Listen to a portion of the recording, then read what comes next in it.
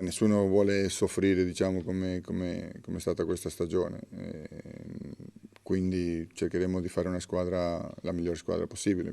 Sono tanti punti di domanda da sapere se la squadra parteciperà a competizioni europee, di sapere anche quale sarà il budget e da lì in poi cercare di costruire. Dare una risposta ai punti di domanda che esistono e sono concreti, poi resettare e ripartire. Non c'è altro da fare per la NutriBullet, secondo Marcelo Nicola, e la prima pietra angolare del progetto deve partire proprio dal coach.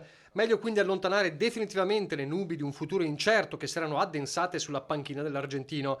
Non un traghettatore di emergenza, ma il coach della stagione 2022-2023. Ufficiale la riconferma del tecnico sulla panchina ereditata da Max Menetti per le ultime 7 partite, che hanno visto un bilancio di 3 vittorie e 4 sconfitte, una gara da urlo contro la corazzata Milano, la salvezza matematica e addirittura l'illusione playoff. Un lusso visto come si era girata la stagione.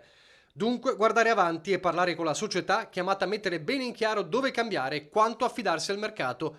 Nicola la sua idea di team ce l'ha. Sicuramente una squadra che sia atletica, che sia una squadra con fisicità e che sia una squadra che sia competitiva, che abbia fame, che abbia voglia di lottare in ogni partita contro chiunque sia davanti. Una NutriBullet che non vuole più sentire i fischi delle ultime uscite dell'era Menetti e che oltre al fisico dovrà curare la mentalità. Sicuramente sì, bisogna che noi come squadra lottiamo, perché non ho dubbi che dopo il pubblico verrà dietro con noi.